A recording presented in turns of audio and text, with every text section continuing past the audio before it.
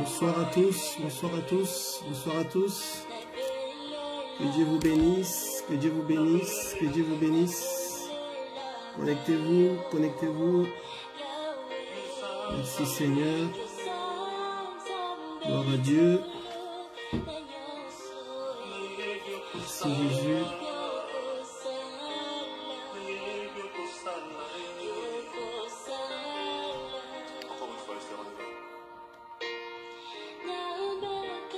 Merci Seigneur, gloire à Dieu.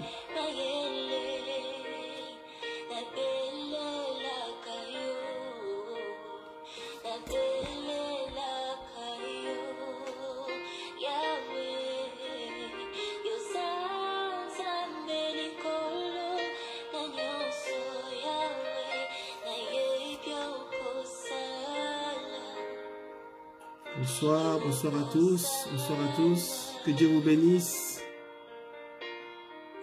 Connectez-vous, connectez-vous. Gloire à Jésus, gloire à Dieu.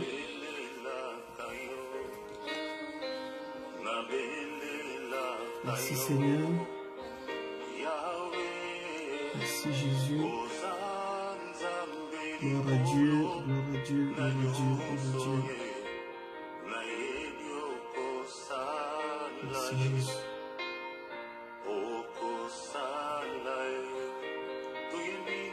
Merci Jésus.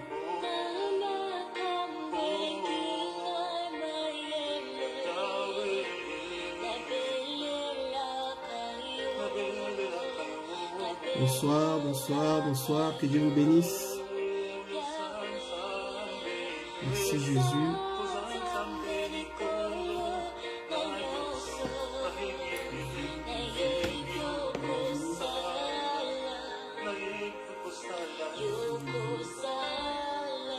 Bonsoir Sœur Ingrid, que Dieu te bénisse, gloire à Dieu.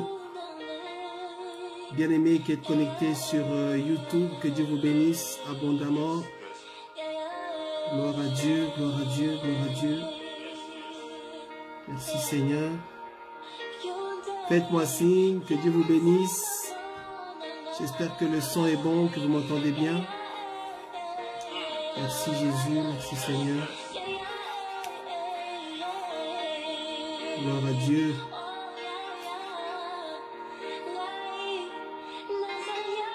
Gloire à Jésus. J'espère que tout le monde va bien. J'espère que vous êtes prêts à recevoir la parole de Dieu ce soir. Gloire à Dieu. Partagez, partagez. Vous vous connectez, partagez, s'il vous plaît. Merci Jésus, gloire à Dieu. Merci Jésus. Gloire au Seigneur, gloire à Dieu. Que Dieu vous bénisse abondamment. Votre Seigneur est fidèle. Il est le roi de gloire, le Seigneur des Seigneurs. Amen, amen.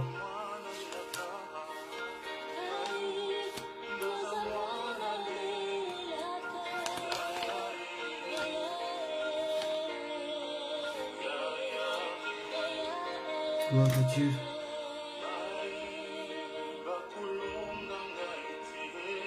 Merci Seigneur. Prépare-toi déjà, prends de quoi écrire, prends ta Bible. Merci Jésus, merci Jésus. Merci Seigneur.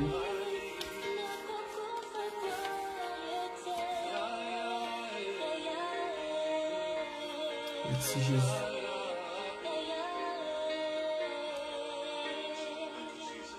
Gloire à Dieu.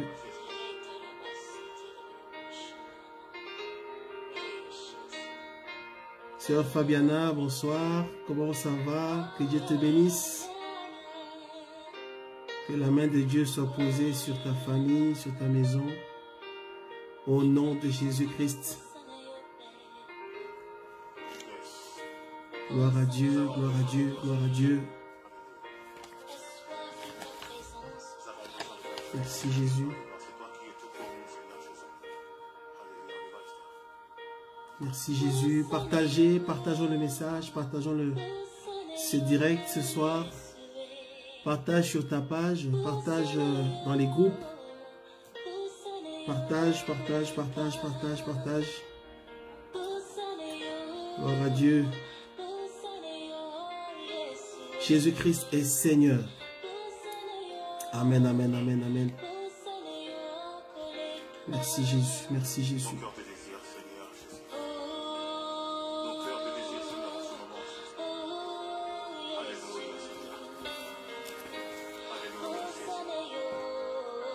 J'espère que ce soir, tu es disposé à recevoir la parole de Dieu, que ton cœur soit ouvert, que ton esprit soit prêt. Merci Jésus, merci Seigneur. Gloire à Dieu.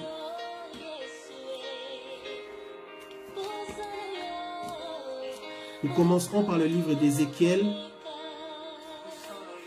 Nous commencerons par le livre d'Ézéchiel.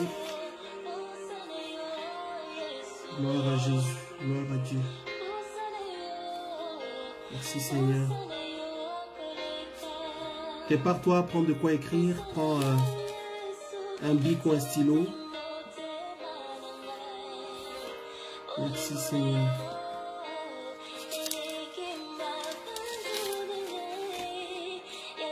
N'oublie pas de partager au maximum, de partager dans les groupes. Gloire à Dieu. Merci Seigneur. Partage la parole de Dieu. Partage dans les groupes que tu as. Quelqu'un doit entendre cet enseignement. Quelqu'un doit recevoir quelque chose ce soir. Gloire à Dieu, gloire à Dieu. Merci Jésus. Merci Seigneur. Merci Jésus.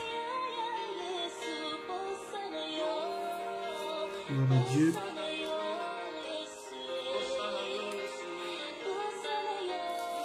Ézéchiel chapitre 16.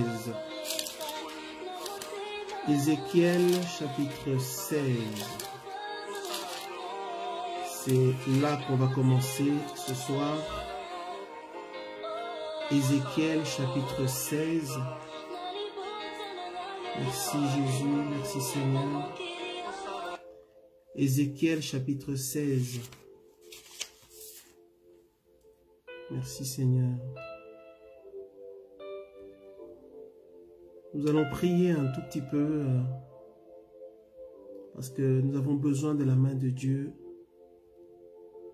Nous avons toujours besoin de la main de Dieu, la grâce de Dieu, la faveur de Dieu dans tout ce qui est fait.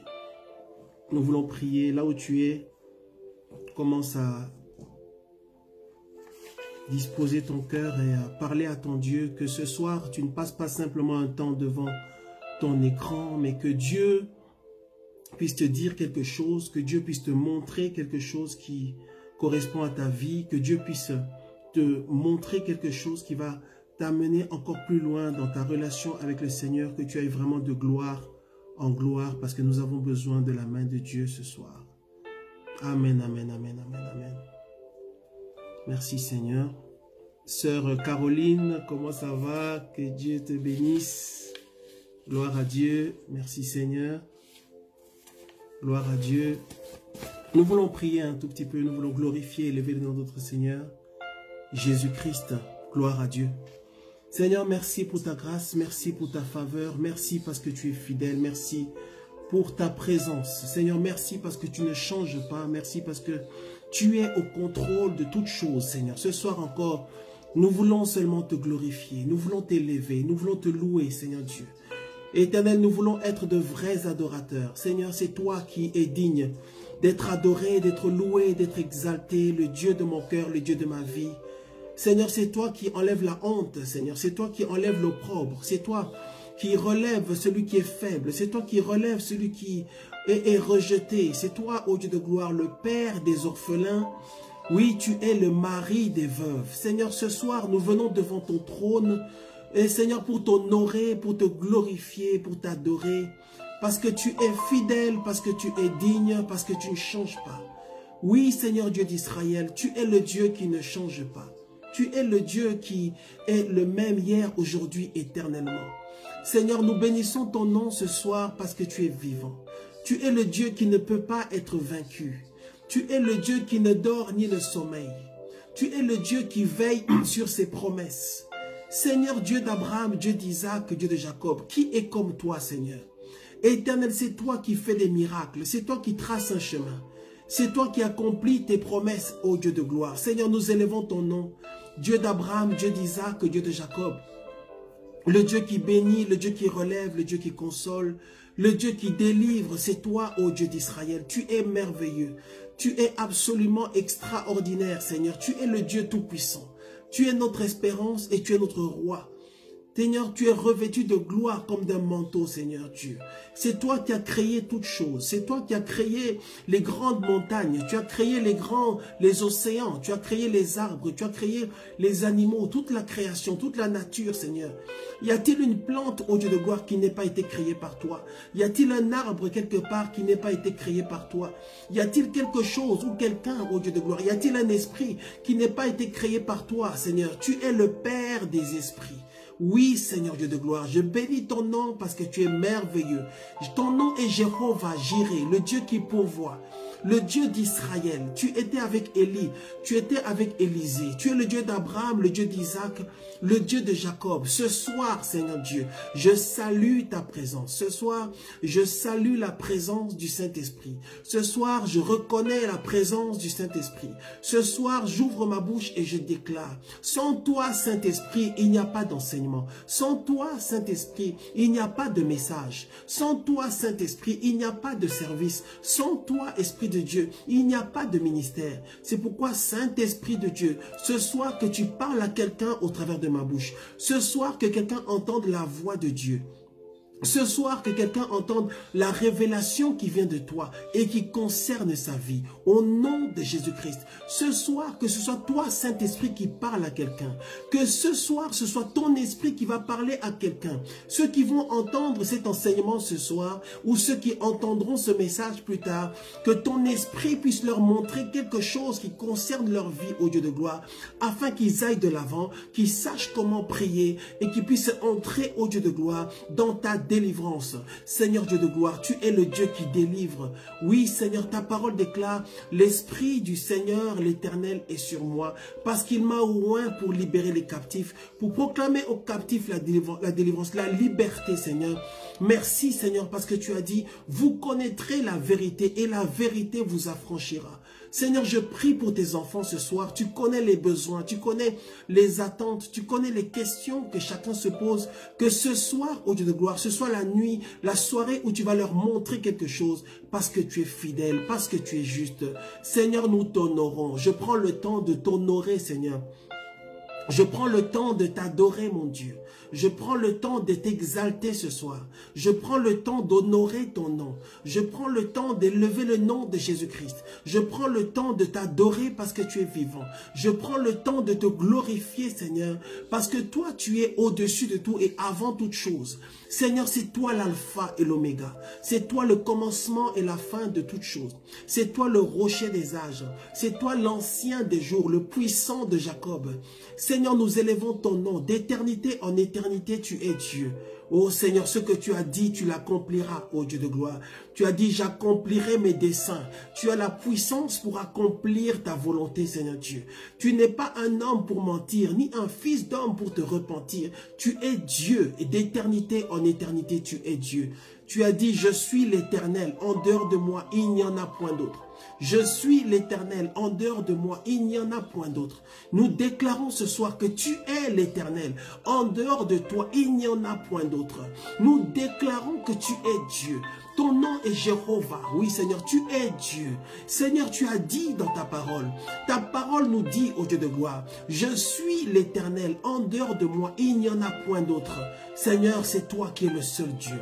C'est toi qui es le seul Dieu. Ce soir, Je bénis ton nom, ô Père. Merci pour la présence de ton esprit. Merci parce que je peux sentir ta présence. Merci parce que tu es là, Seigneur mon Dieu. Merci parce que tu es là, Seigneur. Et ta parole déclare, là où 2 ou 3 sont réunis en ton nom, tu es là, tu es présent et tu agis. Je prie, ô Seigneur Dieu de gloire, que ce ne soit pas ma voix, mais que ce soit ta voix à toi. Que ce ne soit pas mes paroles, mais tes paroles à toi. Que ce soir tu parles à quelqu'un. Telle est ma volonté, Seigneur mon Dieu. Tel est le désir de mon cœur. Merci parce que tu es vivant. Merci parce que tu es fidèle. Merci parce que tu es l'alpha et l'oméga. Merci parce que tu ne changes pas. Nous bénissons ton nom parce que tu es vivant. Gloire à ton nom, Jéhovah. Merci, Seigneur, parce que tu es vivant. Merci parce que tu ne changes pas. Nous bénissons ton nom, Seigneur. Au nom de Jésus-Christ. Au nom de Jésus-Christ. Au nom de Jésus-Christ. Amen, amen, amen, amen, amen, amen, amen, amen. Que Dieu vous bénisse, que Dieu vous bénisse. Sœur Ingrid, que Dieu te bénisse. Sœur Fabiana, que Dieu te bénisse. Sœur Christelle, que Dieu te bénisse. Gloire au Seigneur. À vous les frères bien-aimés qui êtes connectés sur YouTube, que Dieu vous bénisse. Voilà, nous voulons poursuivre l'enseignement qu'on a commencé. J'espère que vous m'entendez bien. Que ce soir, vraiment, Dieu puisse te parler. On avance encore plus loin maintenant dans l'enseignement. On avance encore plus loin dans ce message sur la délivrance. Merci Seigneur. Dans cet enseignement, il s'agit de mettre en évidence les points qu'il faut prendre en compte pour prier pour la délivrance. C'est-à-dire que qui que tu sois dans ce monde, quand tu auras besoin de la délivrance, et c'est pour ça que j'aime ce type d'enseignement parce que j'enseigne la loi, j'enseigne les principes. Qui que tu sois dans ce monde, quand tu auras besoin de délivrance, s'il s'agit de la délivrance qui vient du Dieu d'Abraham, le Dieu d'Isaac, le Dieu de Jacob, tu auras besoin ou tu seras concerné par un des points que nous allons voir. Amen, amen. Nous prenons Ézéchiel, Ézéchiel chapitre 16. Ézéchiel chapitre 16, verset de 1 à 3. Ézéchiel chapitre 16, de 1 à 3. Merci Seigneur. Sœur Marie-Daniel, que Dieu te bénisse. Que Dieu te bénisse là où tu es. Que la main de Dieu soit posée sur toi. Au nom de Jésus-Christ. Ézéchiel chapitre 16, verset 1 à 3. La Bible dit: la parole de l'Éternel me fut adressée en ces mots. Fils de l'homme, fais connaître à Jérusalem ses abominations. Verset 3. Tu diras, ainsi parle le Seigneur, l'Éternel, à Jérusalem. Par ton origine et ta naissance, tu es du pays de Canaan. Ton père était un Amoréen et ta mère une Hétienne. Ici, Dieu décide de parler par la bouche de son serviteur, le prophète Ézéchiel. Dieu met des paroles dans sa bouche.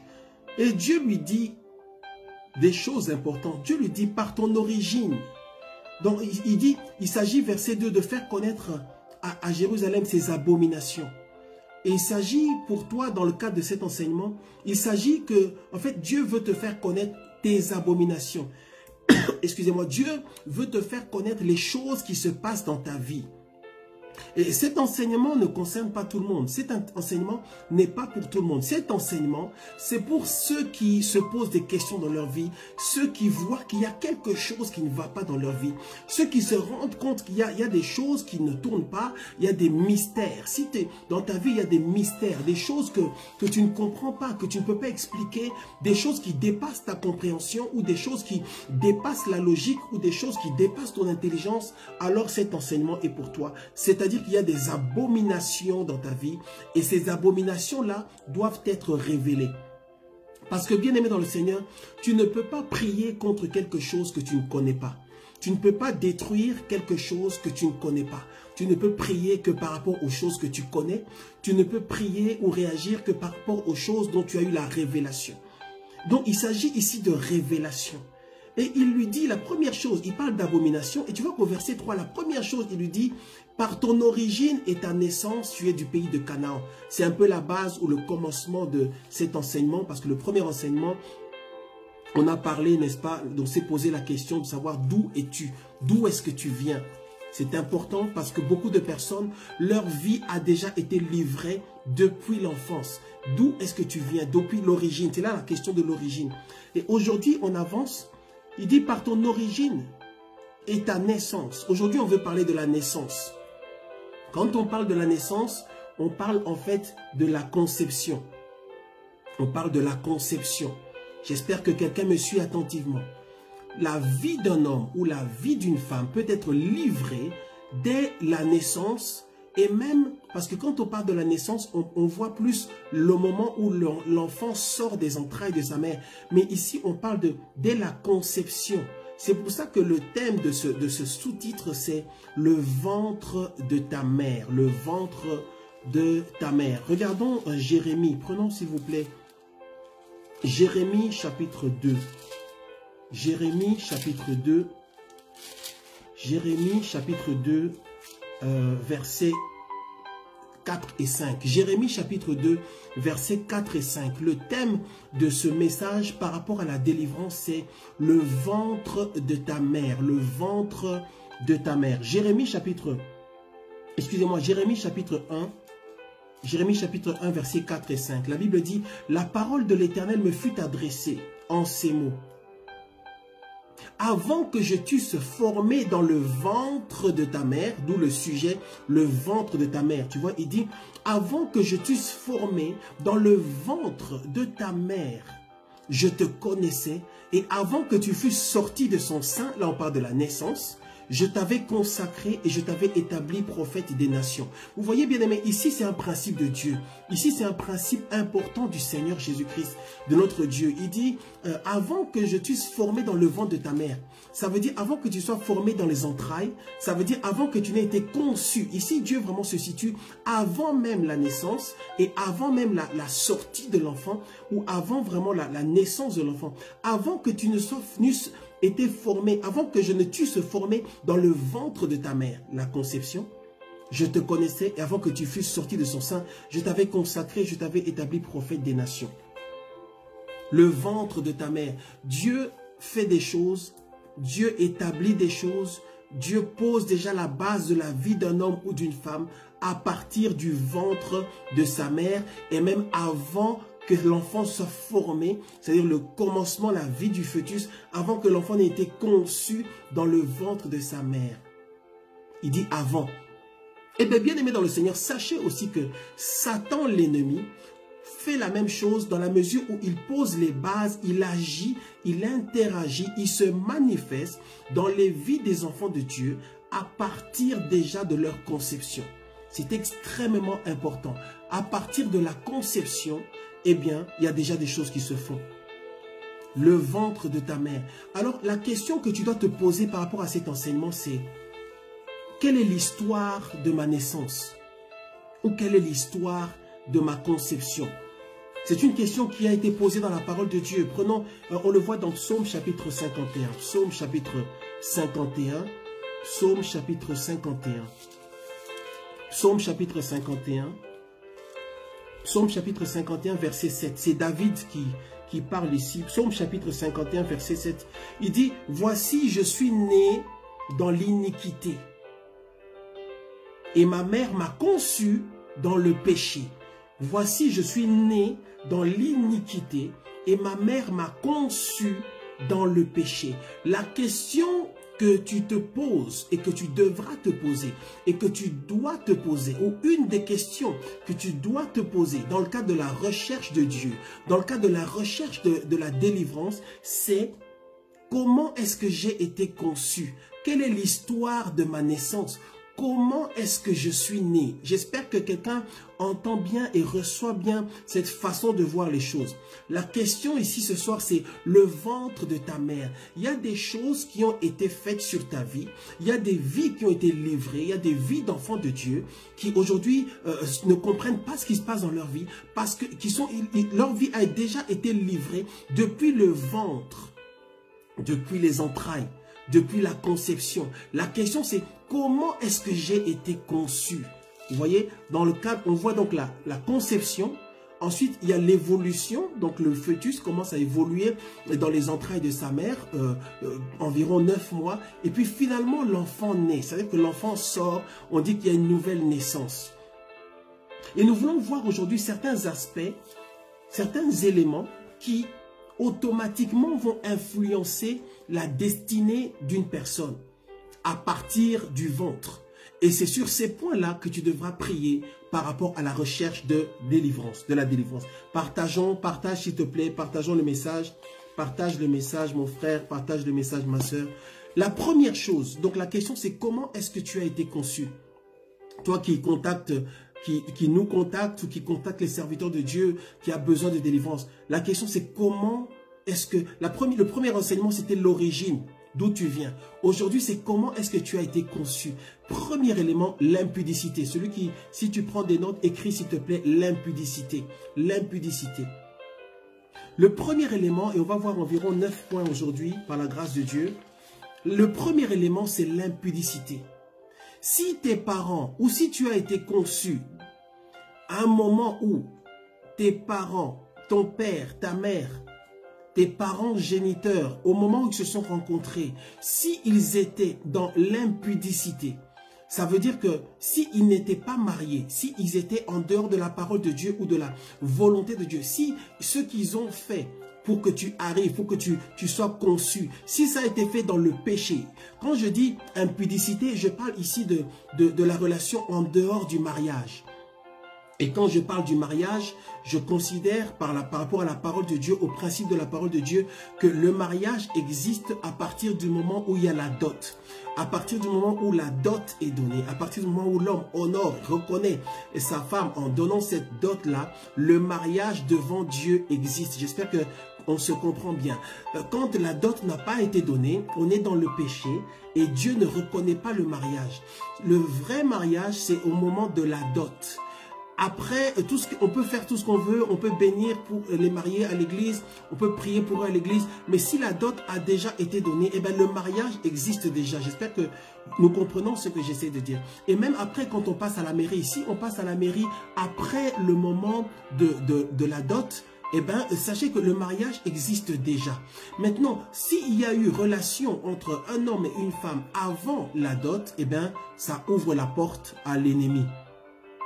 Et c'est-à-dire que c'est l'esprit, en réalité, c'est l'esprit d'impudicité qui a influencé ce couple-là. C'est l'esprit d'impudicité ou d'adultère qui a poussé cet homme-là, qui a poussé cette femme-là, qui les a aidés ou qui les a influencés pour qu'ils puissent commettre cet acte. Et voici que maintenant, un enfant est là. Voici que 9 mois plus tard, l'enfant est là. Maintenant, qu'est-ce qui va se passer spirituellement? Étant donné que l'enfant a été conçu avec l'assistance ou l'aide d'un esprit, eh ben, l'esprit d'impudicité va s'attacher à la vie de l'enfant. Le signe, c'est quoi? Vous verrez que bien souvent, l'esprit d'impudicité se manifeste dans la vie de l'enfant dès le bas âge. Souvent, les enfants qui sont issus de ce type de relation, ils vont manifester une forte impudicité dans leur vie et ça va se faire dès le bas âge. Bien aimé dans le Seigneur. Et c'est pour ça, tout ce que je dirais ce soir, chacun doit s'examiner, chacun doit observer sa vie, chacun doit poser des questions. Et ces enfants-là risquent d'être des enfants impudiques. La semence l'impudicité va marcher avec cet enfant-là. Soit ça va pousser l'enfant vers une impudicité forte, ça peut le pousser vers le viol. Ça peut même faire que le viol se produit où l'enfant, un garçon ou même une petite fille se fait violer. Parce que l'esprit d'impudicité va parfois jusqu'à l'extrémité. Ça fait que cet esprit-là peut pousser la personne à aller chercher l'impudicité. Mais cet esprit-là peut aussi attirer ou déclencher une attaque impudique de type viol. Est-ce que nous comprenons? C'est pour ça que Satan ne veut pas ou combat le mariage. L'ennemi combat le mariage. Pourquoi? Parce qu'il veut qu'il y ait de plus en plus d'enfants qui sont nés comme ça, qui ont cette semence-là. Tout est question de semence. Est-ce que nous comprenons? Et ces enfants-là pourront être facilement utilisés dans le monde de l'occultisme, dans le monde de la sorcellerie. Pourquoi? Parce que dès leur naissance, il y a déjà quelque chose qui était déposé en eux. C'est pour ça David, en priant, il dit « Ma mère m'a conçu dans le péché ». Et il le dit après avoir eu ce problème avec Bathsheba. Nous connaissons cette histoire. Premier point, c'est l'impudicité. Tu dois te poser la question de ta conception, de quelle est l'histoire de ta naissance. Deuxième point, c'est l'inceste. L'inceste. Si tu es et je le dis vraiment de manière ouverte et claire, sans que ce soit péjoratif, mais c'est simplement la vérité. Si tu es le produit d'un inceste, si il y a eu l'inceste, ou si c'est suite à l'inceste qu'il y a eu par rapport à tes parents que tu es là, si tu es né suite à un inceste, eh bien, il y a un esprit d'inceste qui se manifeste dans ta vie. Cet esprit-là pourrait te pousser justement aussi à aller dans l'inceste ou à pécher de cette manière-là devant Dieu, parce que tu es né dedans, parce que tu es le produit de ça. Donc la manière maintenant d'obtenir la délivrance, ça va être quoi? Ça va être une forte repentance. Les enfants entre guillemets incestueux ou issus de l'inceste seront aussi utilisés fortement par l'ennemi. Ils seront influencés. Qu'est-ce que l'ennemi fait? Dès la naissance, il s'assure que dès la naissance, dès que tu es là, tu lui appartiens déjà. Tu ne lui appartiens pas totalement, mais il y a certaines choses dans ta vie, il y a certaines semences qu'il a déjà mis en toi. Et tu vas grandir avec cette semence-là. Les choses que nous disons ce soir, bien-aimés dans le Seigneur, que tu les acceptes ou pas, que tu t'opposes à ça ou pas, ce sont simplement des principes. La semence est déjà là. C'est pour ça que les parents doivent vraiment beaucoup prier pour leurs enfants. Et c'est pour ça qu'il faut que les parents soient honnêtes aussi plus tard avec les enfants, parce qu'il y a des conséquences. L'inceste, les enfants, pose-toi la question, quelle est l'histoire de ma naissance, quelle est l'histoire de ma famille, et échange, discute avec tes oncles, tes tantes, tes parents s'ils sont encore présents. Ce sont des choses qui ont des impacts dans le spirituel. Ici, nous voyons le mystère de la délivrance et on est sur le deuxième point qui concerne la naissance, ou les choses qui se passent dans le ventre de ta mère ou juste avant que tu commences à vivre ou à exister dans le ventre de ta mère. La troisième chose, ce sont les enfants qui sont nés, si tu es né après une tentative d'avortement. Je parle de tentative d'avortement. Si tu es là aujourd'hui, c'est que manifestement l'avortement a échoué. Ça n'a pas réussi, ou alors tes parents ont changé d'avis. Et comment ça se produit en ce qui concerne la tentative d'avortement? C'est le contexte où les parents, ou bien surtout la femme, a eu l'intention à un moment donné d'avorter. Une femme qui a à un moment donné a l'intention d'avorter, ou une femme ou même un couple qui à un moment donné pense à l'avortement, pense à ça, eh bien, c'est un problème spirituel. Pourquoi? Parce que la Bible dit que les enfants, les parents sont censés protéger les enfants. Les parents sont censés bénir les enfants. Les parents sont censés prendre soin des enfants. Les parents sont censés aider à éduquer. En tout cas, leur action, leur intervention, leur influence, leur impact dans les vies des enfants doit être un impact qui est dans le but de construire et de bénir. Si un couple ou une mère pense à l'avortement, ou souhaite avorter à un moment donné pendant la grossesse, ça ouvre la porte à l'esprit de mort. Ça ouvre la porte à l'esprit de mort. C'est-à-dire que cet enfant-là, eh bien, qu'est-ce qui se passe? C'est que bien sûr, après, à un moment donné, peut-être la mère change d'avis ou finalement n'arrive pas à avorter, ou bien le couple change d'avis et décide de garder l'enfant. À partir du... Puisqu'ils ont eu l'intention, bien aimé, l'intention c'est important. Si seulement ils ont eu l'intention d'avorter, eh bien un esprit de mort s'approche de l'enfant. Et c'est extrêmement important. Et cet esprit-là peut même pousser l'enfant plus tard, puisqu'il a cette semence-là, à tuer par la magie, à tuer par la sorcellerie, à être dur, méchant, parce qu'il y a cet esprit de mort-là avec lequel il est né, ou qui est entré à cause de cette faiblesse-là au niveau de la tentative d'avortement, ou alors cet enfant-là peut carrément être beaucoup combattu ou attaqué par l'esprit de mort. Est-ce que nous comprenons? C'est pour ça que nous devons faire attention, les parents surtout, très attention aux pensées. Donc, par rapport aux questions que tu vas te poser par rapport à ta délivrance, il faudra que tu puisses être clair avec tes parents, faire une enquête, prier le Seigneur. Alors maintenant, juste une petite parenthèse. Ce sont des révélations, ce sont des choses que tes parents doivent te dire ou devraient te dire.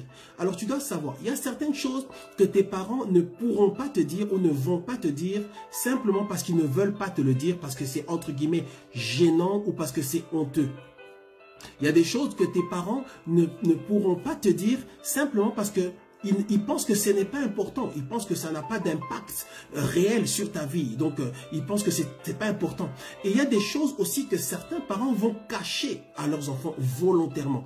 Donc, dans tous les cas, ce n'est pas un blocage par rapport à ta délivrance. Les informations qui ne te seront pas communiquées volontairement ou involontairement par tes parents, eh bien, ces informations-là, notre Dieu, le Dieu d'Israël, est fidèle et juste pour te les donner. Amen, amen. La Bible dit, invoque-moi, je te répondrai. Je t'annoncerai les choses cachées, les choses que tu ne connais pas. Bien-aimé dans le Seigneur, prends l'habitude de poser des questions à Dieu. Seigneur, pourquoi est-ce qu'il y a ce problème? Seigneur, qu'est-ce qui se passe dans ma vie? Pourquoi est-ce que je suis confronté à ce type de problème-là? Et le point qu'on est en train de voir est un point extrêmement important qui ouvre la porte à l'ennemi, qui ouvre la porte au diable dans les vies des enfants. Si tu es concerné, repentance, ce qu'il faut, c'est la profonde repentance, renoncer à la mort, renoncer à l'avortement, demander pardon à Dieu pour les péchés de tes parents ou tes ancêtres ou ta famille, afin que tu sois libéré de cette chose-là. Comme je le disais au début, beaucoup de vies sont livrées au monde des ténèbres dès la naissance, dès la naissance, dès la naissance. Amen, amen, amen, amen. Mais Jésus-Christ est venu libérer les captifs. Jésus-Christ est venu pour nous délivrer. Amen, amen. Partageons le message. Partage, partage, partage, s'il te plaît. Partage. Que Dieu te bénisse. Est-ce qu'on peut parler du viol? Bien souvent, la pensée d'avorter ou la pensée de l'ouverture par rapport à l'avortement, eh bien, il est déclenché ou encore plus fort, ou la tentation d'avorter, où la pression d'avorter est d'autant encore plus fort quand c'est suite à un viol. Une femme qui a eu cette malheureuse expérience elle a été violée. Une femme comme ça est remplie d'une forme de colère. Mais ce n'est pas une colère vis-à-vis de l'enfant. C'est une colère vis-à-vis de l'événement qui s'est produit. À cause de cet événement-là, elle est furieuse par rapport à cet événement-là et la mère considère que l'enfant est en fait le symbole ou le souvenir ou c'est l'enfant qui lui rappelle ce qui a été fait, le viol. Et donc ces femmes vont être tentées de se débarrasser de cette preuve-là, de se débarrasser de ce souvenir-là, de se débarrasser de l'enfant qui symbolise ou qui rappelle justement cet avortement, ce viol. D'où la pensée d'avorter. Eh bien ça ouvre la porte. Ça ouvre la porte. Si tu es une femme, si tu entends ce message, si tu as eu la pensée d'avorter, sache que c'est un péché. Il s'agit de se repentir devant Dieu. Et si cet enfant-là, si tu es en contact avec cet enfant-là, il faut lui dire la vérité. Il faut communiquer et être ouvert. Dans cet enseignement, je lance aussi un appel par la grâce de Dieu aux parents. S'il vous plaît, si vous aimez vos enfants, dites-leur la vérité en ce qui concerne l'histoire de leur naissance, l'histoire de leur conception.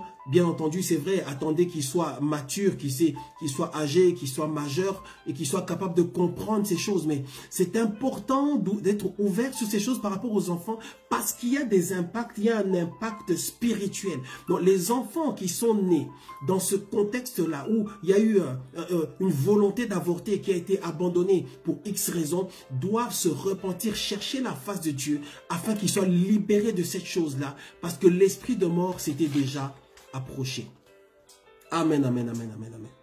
Je parle maintenant du mensonge. Le mensonge, le mensonge.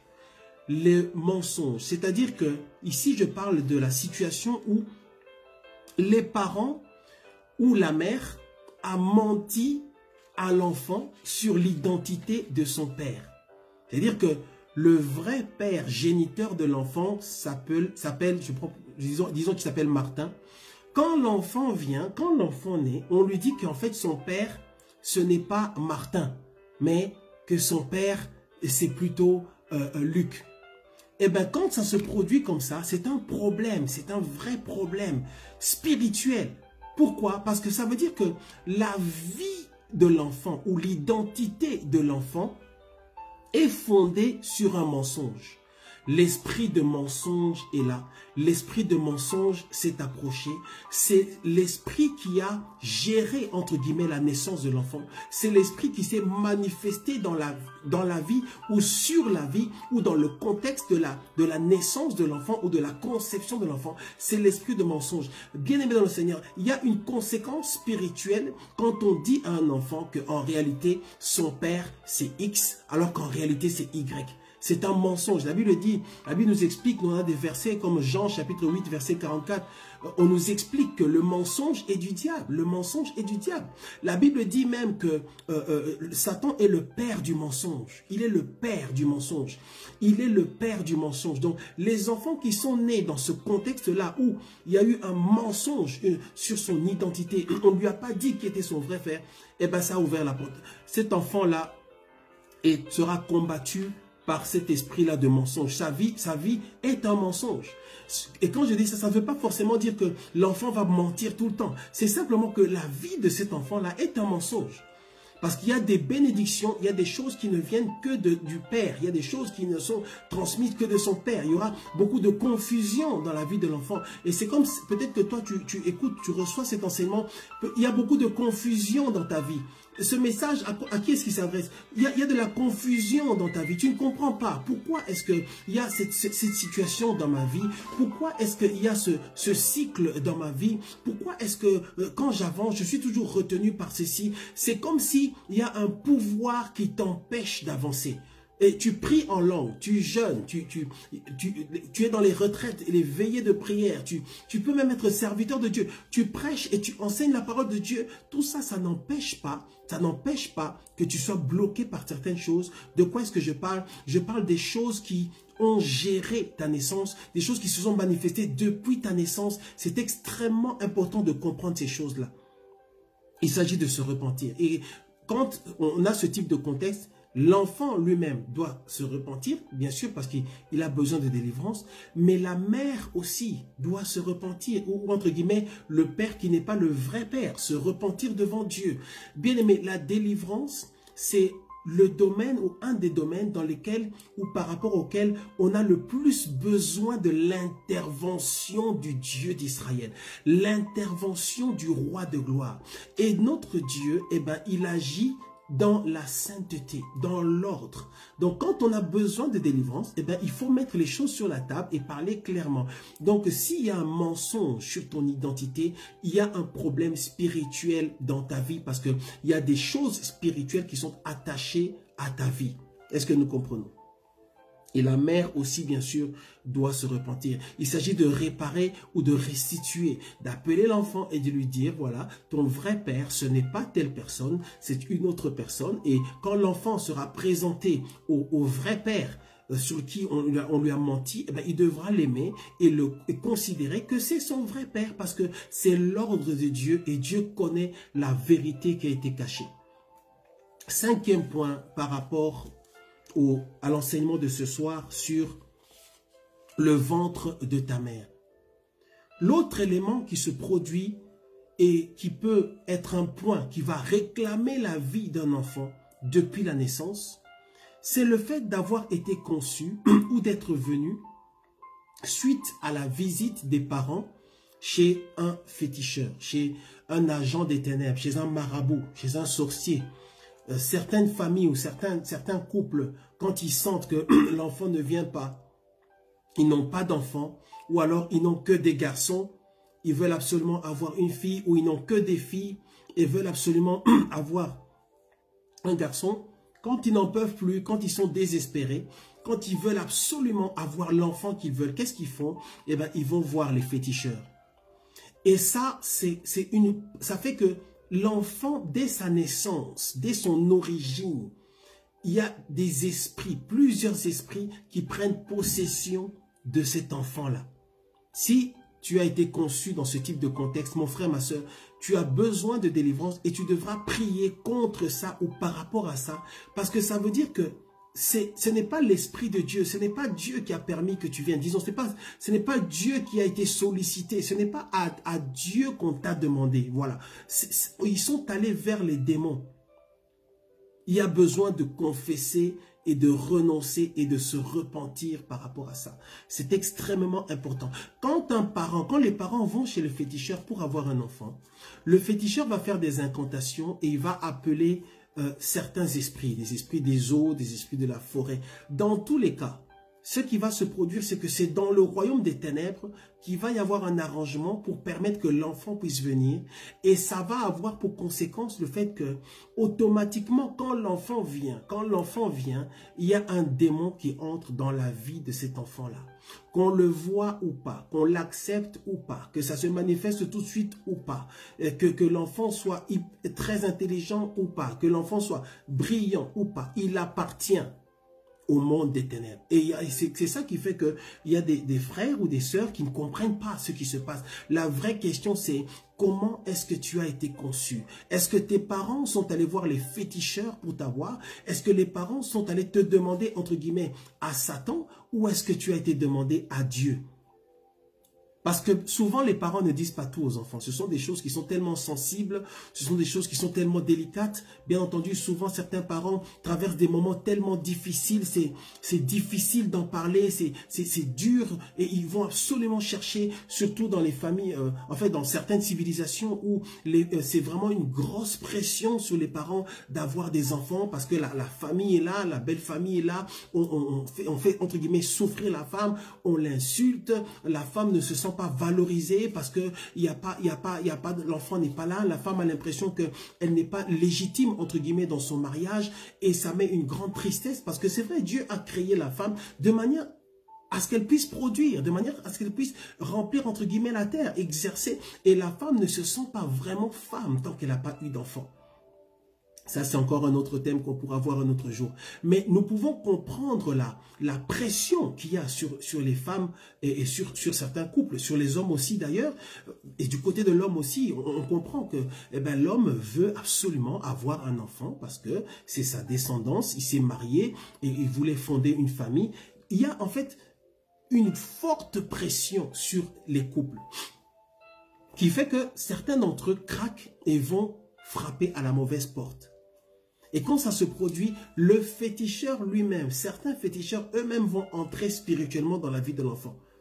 Ils seront comme des esprits humains dans la vie de cet enfant-là. Et c'est là que la personne qui est concernée, l'enfant qui est né dans ce type de contexte-là, si tes parents sont allés te chercher chez les féticheurs, tu pourras jeûner, tu pourras prier en langue, tu pourras prier en te couchant, tu pourras prier en te mettant sur le dos, tu pourras entrer dans tous les jeûnes, tu pourras faire tous les sacrifices, tant que tes prières ne seront pas orientées sur ce point-là, c'est-à-dire sur le fait que tes parents sont allés te chercher chez un féticheur, ta vie sera troublée. Et après, pendant les prières de délivrance, il se peut que cet esprit se manifeste. L'esprit du féticheur et aussi les esprits qui sont entrés par ce canal-là. C'est extrêmement important.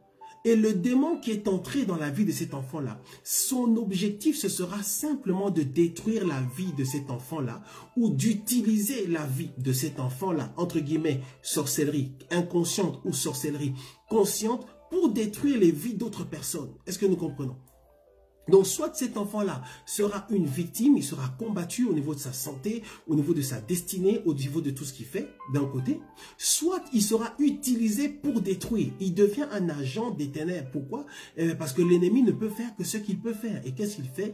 Égorger, dérober, détruire. La question que tu dois te poser, c'est d'où vient mon problème? D'où vient ce que je vis? Comment est-ce que je suis né? Est-ce que mes parents sont allés me chercher dans le monde des ténèbres? Si c'est l'esprit des eaux qui a été sollicité, eh bien ce sont les esprits des eaux qui vont venir. Nous avons déjà enseigné sur ces choses-là à l'Assemblée des Saints Bethesda à Lyon. Nous connaissons ces choses, les enfants de Dieu connaissent ces choses. Si ce sont les esprits de forêt ou les autres esprits, je ne sais pas, eh bien ces esprits vont visiter la vie de cet enfant-là. Ils peuvent laisser l'enfant tranquille pendant de longues années. L'enfant, ça relève simplement de la stratégie maléfique satanique. de la destinée satanique. Dans certains contextes, le monde des ténèbres va laisser l'enfant tranquille pendant plusieurs années. L'enfant va pouvoir faire ses études, avancer, commencer à travailler. Mais il y aura un moment où c'est ce qu'on appelle le temps de la réclamation ou le temps de la manifestation ou de l'élévation spirituelle. Où dans le monde des ténèbres, ils savent ce qu'ils ont déposé ou investi entre guillemets dans la vie de cet enfant-là. Et il y aura un moment, la vie de cet enfant-là deviendra totalement bizarre. Soit par son attitude, ou alors par ses activités dans le spirituel. J'avance, il nous reste encore 4 points. Maintenant, le 6e point, c'est le point qui est relatif à la polygamie. La polygamie. Les enfants qui sont nés dans un contexte de polygamie, ça veut dire que le père avait plusieurs femmes, a plusieurs femmes ou avait plusieurs femmes. Ils naissent dans un contexte qui est contraire à la parole de Dieu. Et ça ouvre des portes à l'esprit de polygamie dans les vies de ces enfants-là. Quand il y a polygamie, il y a forcément rivalité au niveau des femmes ou des épouses ou des mères. Il y aura cette rivalité-là. Cette rivalité-là engendre, crée et provoque beaucoup de sentiments qui sont contraires à la parole de Dieu, notamment la haine ou le rejet ou la méchanceté. Et ça fait que les enfants qui évoluent dans ce contexte-là ne sont pas spirituellement protégés. Bien souvent, la sorcellerie se manifeste dedans, consciemment ou inconsciemment, parce qu'il y a une pression inconsciente ou même consciente permanente sur les épouses, qui se sentent co-épouses et qui ne veulent pas partager le même homme et qui sont là tout le temps et qui n'ont pas de paix, et donc ça ouvre la porte à l'ennemi, qui n'ont pas de paix et qui sont là pour veiller toujours, est-ce que le mari fait pour mes enfants ce qu'il fait pour l'autre ou pas, qui va hériter de ceci, qui va hériter de cela, et ça crée une pression sur les mères et aussi inconsciemment, spirituellement sur les enfants, et l'esprit de polygamie va suivre les vies de ces enfants-là. Et ça va se manifester dans certaines cultures et simplement par le fait que les enfants deviennent eux-mêmes polygames, parce qu'ils ont connu ça. Pour eux, c'est ce qui est normal. Pour eux, c'est la norme d'avoir plusieurs femmes, plusieurs épouses. Ça, c'est la première chose. La deuxième chose, c'est que ça peut ne pas vraiment consister en plusieurs mariages ou en vraiment l'existence de plusieurs épouses, mais ça peut se manifester simplement par une instabilité dans la vie maritale, une incapacité de maintenir le mariage ou une incapacité d'être stable dans le cadre du mariage. C'est là qu'on va voir des hommes qui vont facilement aller avoir plusieurs aventures, ils vont facilement aller chercher d'autres épouses, ils vont aller facilement être infidèles, parce qu'il y a quelque chose en eux.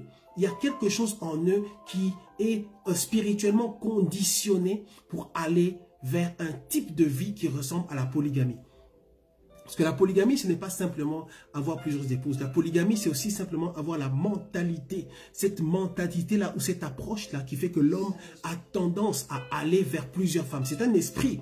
C'est un esprit qui fait que l'homme aura tendance naturellement à aller. Et la seule chose, et cet esprit-là influence l'homme. Et beaucoup d'enfants de Dieu, beaucoup de conjoints, d'hommes mariés ont cette semence-là. Ils ne comprennent pas pourquoi est-ce que j'ai cette pulsion spirituelle. Pourquoi est-ce que j'ai cette tendance? Pourquoi est-ce que sans même qu'on me pousse, sans même que ma femme me repousse, ou sans même que j'ai un souci avec mon épouse légitime, pourquoi est-ce que j'ai naturellement cette tendance-là à vouloir en avoir une autre et encore une autre? Et ces hommes-là ne seront limités ou ne seraient limités que par quand ils atteignent les limites de leur capacité financière à gérer ce qui se passe. Est-ce qu'on se comprend? Ça, c'est la semence de la polygamie. Si tu es né dans ce type de contexte, tu as besoin de délivrance parce que cette chose-là te réclame. Ces choses-là risquent de te pousser à aller vers une femme qui n'est pas celle que Dieu a prévue pour toi, ou une femme en plus de celle que Dieu t'a déjà donnée. C'est une réclamation et il faut prier pour se repentir par rapport à ça. Bien-aimé dans le Seigneur, la délivrance, c'est quelque chose de précieux. Satan combat les grâces. La chose que l'ennemi combat en réalité dans ta vie, c'est la grâce de Dieu. Est-ce que quelqu'un comprend ce qu'on est en train de voir? La chose que Satan combat dans ta vie, Satan n'a pas besoin de tes voitures ou de tes appartements ou de tes maisons ou de tes accomplissements. La chose que l'ennemi ne veut pas voir, c'est l'accomplissement du dessein de Dieu dans ta vie. Et pour détruire le dessein de Dieu dans ta vie, pour empêcher que tu sois ou que tu reçoives ou que tu fasses ce que Dieu a prévu pour toi, qu'est-ce que l'ennemi fait? Dès la naissance, il s'assure que tu lui appartiens. Dès la naissance, il s'assure qu'il y ait quelque chose en toi qui lui appartient. Dès la naissance, il s'assure qu'il y ait une semence en toi qui te connecte à son royaume. Pourquoi? Parce que tes parents sont allés le chercher là-bas, parce que il y a la polygamie, et parce que c'était les fétiches, et parce que c'était dans l'impudicité, ou parce que c'était avec l'avortement. Parce que ce sont des choses qui lui donnent un droit sur l'enfant. Est-ce que nous comprenons? C'est pour ça que Dieu a voulu, entre parenthèses, en ce qui concerne la naissance de Jésus, Dieu a voulu qu'il soit écrit dans sa parole que Joseph n'a rien fait, Joseph n'a pas connu Marie dans le cadre de la naissance de Jésus. Est-ce que nous comprenons? Afin qu'on sache, qu'on connaisse clairement l'histoire de sa naissance. Bien aimé, tout enfant de Dieu, si tu suis cet enseignement ce soir, tout enfant de Dieu doit connaître clairement les détails de sa naissance ou l'histoire de sa conception. C'était dans quel contexte? Si tes parents sont encore là, va les voir avec beaucoup de respect, avec tout le tact que ça nécessite, parce que c'est vrai, ce sont des choses sensibles. Tu n'étais pas là pour savoir ce qu'ils ont senti ou ce qui leur a poussé à aller dans telle direction ou dans une autre direction. Papa, maman, je cherche la délivrance, je prie et je voudrais que tu me dises, s'il te plaît, comment ça s'est passé en ce qui concerne ma naissance, comment est-ce que tu as rencontré ma mère, ainsi de suite, afin d'essayer de recevoir les informations qui concernent ta naissance. C'est extrêmement important. Et Dieu a dit que l'ange est allé voir Marie et l'ange dit à Marie, l'Esprit du Seigneur, l'Esprit de Dieu te couvrira et tu enfanteras. Et la Bible dit que Joseph n'a pas connu Marie tant que Jésus n'était pas là. C'est après la naissance de Jésus que Joseph a commencé à connaître Marie. Donc nous savons que aucun homme n'est intervenu là. Il n'y a qu'un esprit, c'est l'Esprit de Dieu, c'est Dieu lui-même. Eh bien, c'est la même chose qui se produit en ce qui concerne la naissance d'un être humain. Il peut y avoir une interférence spirituelle. Un esprit peut être associé à la chose. Si tu es né ou si quand tu as été conçu, un esprit a été associé à la chose, tu appartiens au monde des ténèbres. Consciemment ou inconsciemment, totalement ou partiellement, tu appartiens. Il y a des choses en toi qui appartiennent au monde des ténèbres. Et ça va combattre la manifestation de la grâce de Dieu dans ta vie. Amen, amen. Donc nous avons parlé de la polygamie. Le point suivant, c'est quoi? C'est ce qui concerne la polyandrie. La polyandrie. Donc on distingue la polyandrie de la polygamie. La polyandrie, eh ben, c'est simplement l'inverse. C'est-à-dire que c'est la mère, c'est la femme qui a plusieurs hommes. C'est la femme qui connaît plusieurs hommes. C'est cette tendance-là qui est inversée. En fait, c'est ce que l'ennemi fait avec, Satan fait avec les hommes, eh bien, il le fait aussi avec les femmes. Certaines femmes ont cette semence-là, cette tendance-là, cette habitude-là, ce besoin-là, ou ce désir-là d'avoir plusieurs maris ou d'appartenir à plusieurs maris en même temps. Il y a même un exemple biblique. Vous savez, cette femme-là, Jésus dit, mais combien de maris ou combien d'hommes est-ce que tu connais? Il dit, j'en ai plusieurs. Est-ce que nous comprenons? Il dit, mais tout cela, et même celui avec qui tu es là, ce n'est pas lui ton mari. C'est une notion, c'est une tendance qui va se manifester dans le mariage ou même en dehors du mariage. Est-ce que nous comprenons? Si c'est dans le mariage, eh bien, cette femme-là aura tendance à ne pas rester fidèle. Vous savez, on m'a raconté une histoire d'une femme qui s'est mariée et qui craignait le Seigneur, entre guillemets, et qui aimait son mari. C'est pour ça que je dis que ces choses-là sont des choses sensibles qui combattent la grâce de Dieu. Ça combat la paix de Dieu. Ça t'empêche de vivre une vie équilibrée selon la parole de Dieu. Cette femme était mariée avec 2-3 enfants. Donc, c'est-à-dire, Et son mari l'aimait, il l'aime, vraiment quelqu'un qui prenait soin de sa femme, qui voulait. Mais bien aimé dans le Seigneur, l'amour ne suffit pas, l'argent ne suffit pas, l'intelligence ne suffit pas, les accomplissements ne suffisent pas. Ce qu'il faut, c'est la main de Dieu sur ta vie. Cette femme-là, malgré qu'elle était attachée à son mari, malgré elle, avait cette chose en elle qui voulait la pousser toujours à aller chercher à l'extérieur, avoir des relations avec d'autres hommes. C'est comme un type d'envoûtement, c'est comme un type de téléguidage, entre guillemets. C'est-à-dire que c'est comme un type de contrôle, c'est comme quelque chose qui, à un moment donné, pousse la personne à aller. Et après, même dans le cadre de conversation, après l'infidélité ou après l'adultère, c'est ma soeur, qu'est-ce qui t'a vraiment poussé? Le signe, un des signes qui montre que c'est quelque chose de spirituel, c'est quoi? Si tu es là vraiment, fais attention, écoute attentivement ce qu'on est en train de dire ce soir.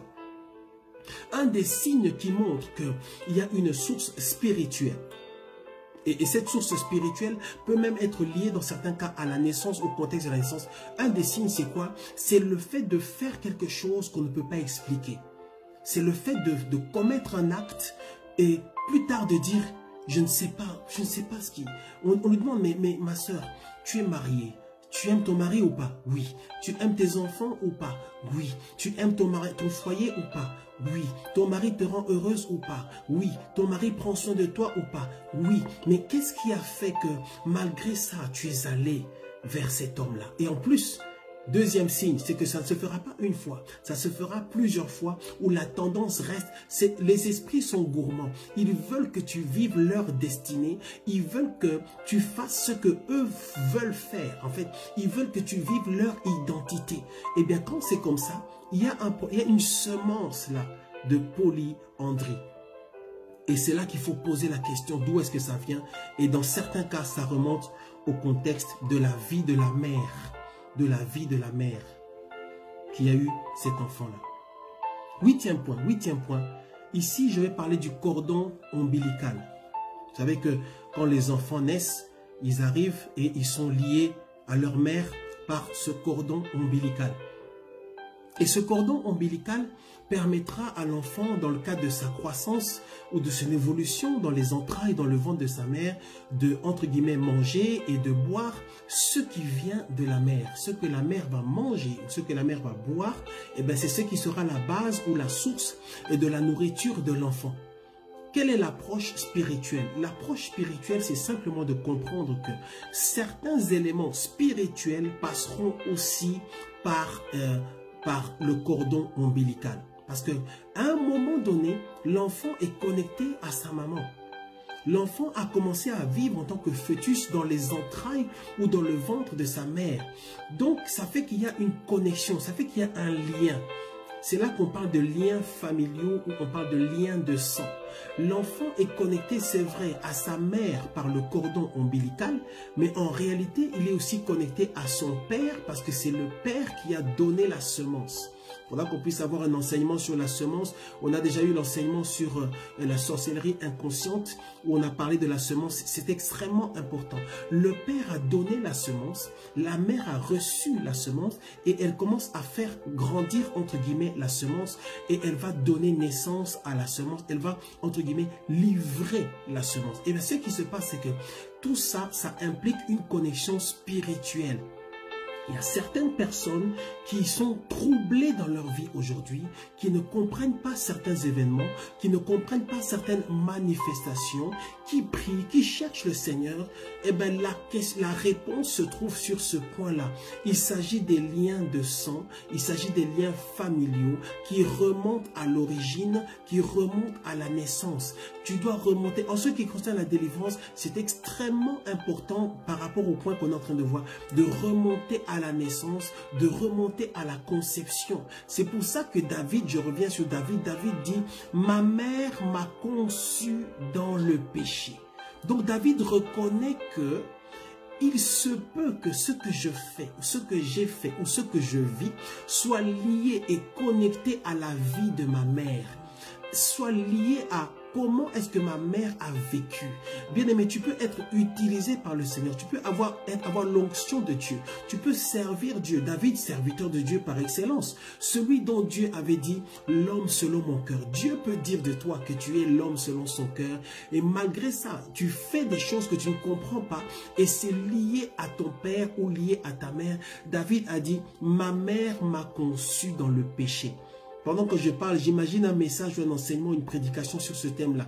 Ma mère m'a conçu dans le péché. C'est là que tu te demandes, mais ça peut même être une retraite. C'est ma mère m'a conçu dans le péché. Donc chacun doit se poser là, qui était ma mère? Comment était la famille de ma mère? Quelles ont été les habitudes de ma mère? Quand je suis né, est-ce que ma mère connaissait le Seigneur? Quand je suis né, est-ce que mes parents connaissaient le Seigneur? Bien aimé, c'est un indice. Si ils connaissaient le Seigneur et qu'ils craignaient Dieu et qu'ils étaient bien enseignés, il y a certaines choses qu'ils ont pu faire et certaines choses qu'ils n'ont pas pu faire. David a dit, ma mère m'a conçu dans le péché, parce qu'il y a un canal spirituel. Si tu entends ce message, pose-toi vraiment ces questions-là en ce qui concerne ta mère. Amen, amen, amen, amen. Dernier point ce soir, c'est ce qui concerne la réincarnation. La réincarnation. Vous savez que la réincarnation, c'est la doctrine satanique ou la science satanique qui pousse les gens à croire que les hommes ou les femmes meurent et qu'ils reviennent. Qu'ils reviennent en tant qu'animaux ou qu'ils reviennent en tant qu'humains. Et certaines familles évoluent comme ça, certaines civilisations évoluent comme ça. Ils croient ça, et ils y croient dur comme fer. Et ils vont prendre certaines décisions par rapport à ça. Maintenant, toutes les décisions qui sont prises selon la parole de Dieu impliquent la couverture, entre guillemets, du Saint-Esprit, de l'Esprit de Dieu. Eh bien, toutes les décisions qui sont prises par rapport à de fausses croyances ou de fausses foi ouvrent la porte au monde de l'occultisme. C'est là qu'il y a des familles où quelqu'un se promène quelque part et voit dans un marché ou dans une grande surface, pense voir ou pense apercevoir un visage, une personne qui est décédée dans la famille depuis longtemps. Il voit, il dit, et quand la personne, je donne un exemple, la personne rentre chez elle et dit, vous savez, j'étais à tel endroit et j'ai vu l'oncle Luc, je l'ai vu, il était au marché, j'ai vu l'oncle Luc, il m'a fait signe et après il est parti. Quand ça se produit comme ça, ce n'était pas cet oncle-là qui est mort, c'est un démon, c'est un mauvais esprit. Et dans certaines civilisations, quand ils vont en parler, ils vont dire, ça veut dire que l'oncle Luc est revenu. Est-ce que nous comprenons? Est-ce que tu comprends attentivement? Ça, ceux qui peuvent vraiment bien comprendre ce point-là, je ne sais pas, c'est peut-être les hommes et les frères et sœurs qui viennent peut-être d'Asie ou qui viennent d'Inde ou qui viennent peut-être d'Amérique latine. Mais je pense que ça peut aussi concerner les bien-aimés qui sont d'origine africaine. Ou peut-être des Antilles, la réincarnation. Et ils vont dans cette famille-là se dire, ok, et ils vont aller voir un féticheur parce qu'ils croient à la réincarnation.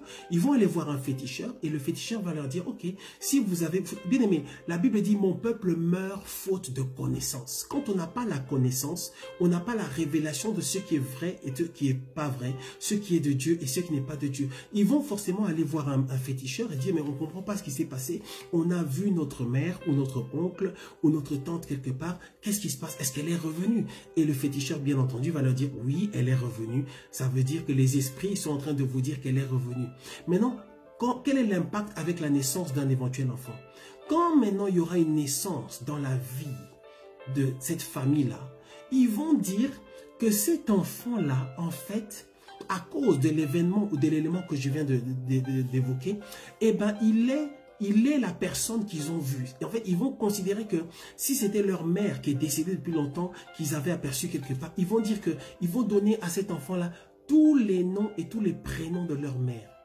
Parce qu'ils considèrent qu'elle s'est réincarnée dans la vie de cet enfant. Et il y a des gens qui sont comme ça, qui portent un nom, qui ont un nom, un prénom, qui ont une vie, et dont la famille sait que cet enfant-là, en réalité, eh ben, il est telle personne, il est la réincarnation. Bien aimé, ça ouvre la porte au monde des ténèbres, mais vraiment d'une manière incroyable, incroyable, incroyable, incroyable. Et il y a des impacts spirituels. Parce qu'en réalité, c'est un mensonge. Donc l'ennemi a déjà sa main sur la vie de cet enfant-là. Il se cache derrière cette ignorance, mais c'est un esprit qui est entré dans la vie de cet enfant-là parce qu'il a été déclaré comme étant une réincarnation. Donc on a déclaré que cet enfant-là ne vit pas sa propre vie ou ne vivra pas sa propre vie. On a décidé que la vie ou la destinée réelle de cet enfant-là, on la cache, on l'occulte, on la couvre, on l'ignore et on considère que la vie de cet enfant-là, eh ben, c'est la vie de la personne qui est décédée il y a quelque temps et dont on dit qu'elle est revenue. Est-ce que nous comprenons? Ça ouvre la porte au monde des ténèbres. Ça ouvre la porte au monde des ténèbres dans la vie de l'enfant. Comment faire pour se sortir de là? Comment faire maintenant pour être libéré de ça? Aujourd'hui, c'était le deuxième point. Le premier enseignement, on a parlé de la naissance, on a parlé de l'origine. La question, c'était d'où viens-tu? Aujourd'hui, c'est la naissance ou le ventre de ta mère. Comment est-ce que maintenant on va trouver la délivrance, bien aimé? La délivrance, ou le premier point, ou un des premiers points à prendre en compte dans le cadre de la délivrance, c'est vraiment la repentance profonde. Quand je parle de repentance profonde, je parle vraiment d'abandonner totalement le péché. Quand je parle de repentance, je parle de considérer Jésus comme ton Seigneur. Ça veut dire que tu feras ce que Jésus veut tout le temps dans ta vie. Tu considères que c'est Jésus qui est ton Seigneur. C'est là que beaucoup d'enfants de Dieu ne comprennent pas. La repentance, c'est-à-dire en dehors de ton travail, en dehors de tes autres activités, tu considères que la relation ou le travail ou l'activité de Dieu, c'est l'activité de ta vie. Tu t'es donné à Christ. Tu ne pourras pas saisir la délivrance ou recevoir la délivrance ou bénéficier de la délivrance si tu ne t'es pas donné à Christ. Est-ce que quelqu'un comprend ce qu'on est en train de dire ce soir? Est-ce que toi peut-être tu regardes ce message parce qu'il y a certaines choses qui te troublent dans ta vie. La première question, avant même de penser à recevoir la délivrance ou d'espérer la délivrance, la première question c'est, est-ce que tu as donné ta vie à Christ? Est-ce que tu t'es donné à Jésus? Est-ce que vraiment tu t'es donné à 100% à Dieu? Est-ce que tu considères que tu appartiens au royaume de Dieu? Sinon, c'est d'abord recevoir Christ dans ta vie comme ton Seigneur et ton Sauveur. Et d'ailleurs, si tu entends ce message et que tu n'as pas donné ta vie à Jésus-Christ, contacte-nous s'il te plaît sur YouTube ou sur Facebook. Nous sommes l'Assemblée des Saints Bethesda à Lyon. Je suis le pasteur Bachi, votre serviteur. Je sers le Seigneur avec mon épouse et nous avons une communauté par la grâce de Dieu qui est l'Assemblée des Saints Bethesda. Nous prierons avec toi et le Seigneur nous aidera pour que tu puisses recevoir ta délivrance et ta vie va commencer à être soulagée. Nous aurons un programme complet, nous aurons, n'est-ce pas, un enseignement complet sur les étapes de la délivrance, mais on veut d'abord construire la connaissance sur, tu ne peux pas être délivré sans savoir de quoi. Donc il faut d'abord savoir quels sont les points sur lesquels je dois prier en ce qui concerne la délivrance et il y aura encore plusieurs autres points. Je vais m'arrêter là ce soir. Si ce soir tu te sens concerné vraiment par cet enseignement, contacte ton pasteur, les serviteurs de Dieu qui sont à côté de toi ou dans la ville dans laquelle tu habites. Et s'il n'y en a pas, contacte-nous par la grâce de Dieu. Nous allons vraiment t'aider, prier avec toi, prier pour toi et t'aider pour que tu puisses recevoir ta délivrance. La Bible dit, l'Esprit du Seigneur, l'Éternel est sur moi. Il m'a oint pour proclamer aux captifs la liberté, pour libérer les captifs. Jésus est venu pour nous libérer. Jésus est venu pour que tu puisses vivre la grâce de Dieu, pour que tu puisses vivre la gloire de Dieu. Jésus-Christ est venu pour que tu vives une vie en abondance dans la paix. Mais bien aimé, il y a du travail à faire dans la prière. Il y a du travail à faire. Tu dois recevoir la connaissance. La Bible dit, mon peuple meurt faute de connaissance. Mais l'espérance que nous avons, l'espérance que toi qui m'écoutes, tu as ce soir, c'est quoi? C'est de savoir que la Bible dit, vous connaîtrez la vérité et la vérité vous affranchira. Et ce soir, tu reçois la vérité.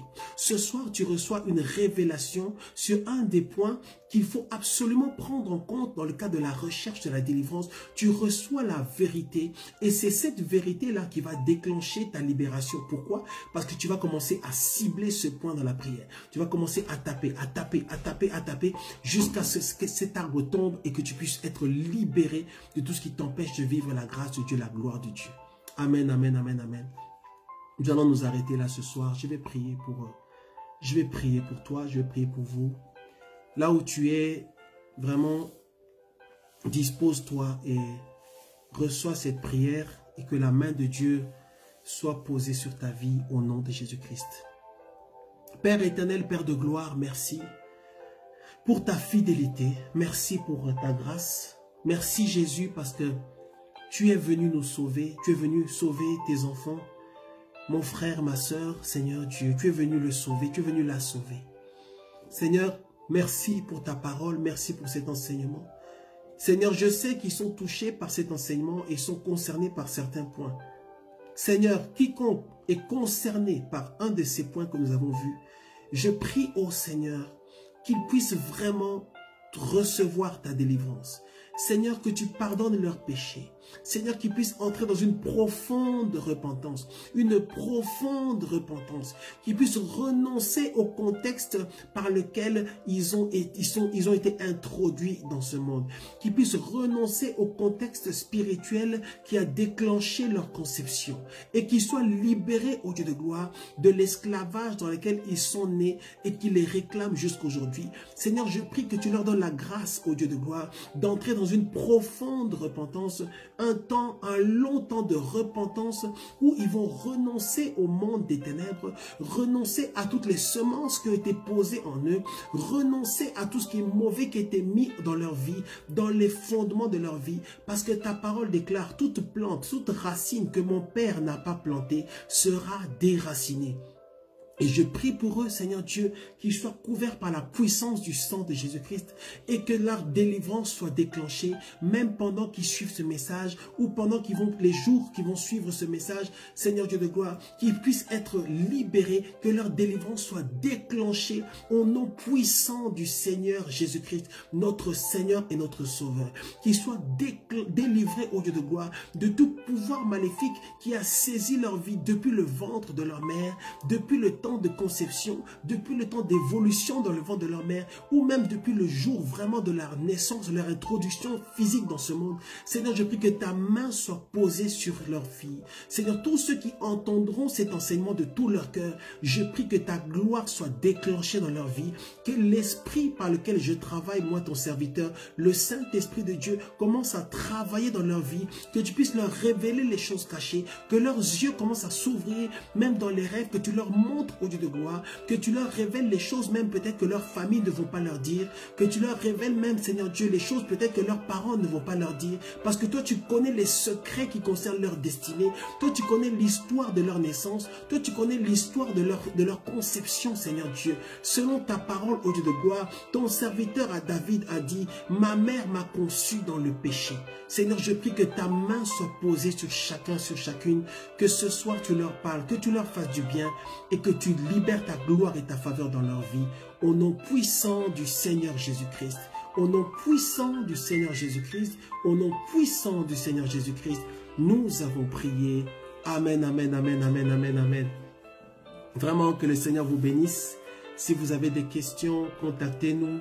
Nous prierons avec vous. Que je prie que la main de Dieu soit vraiment posée sur vous. Que vous puissiez recevoir cet enseignement de tout votre cœur, dans votre cœur, de votre esprit. Et que la faveur de Dieu soit déclenchée dans vos vies. Au nom puissant du Seigneur Jésus-Christ. Que Dieu vous bénisse. Gloire à Dieu. Bye bye. Ciao, ciao. Merci Seigneur. Merci.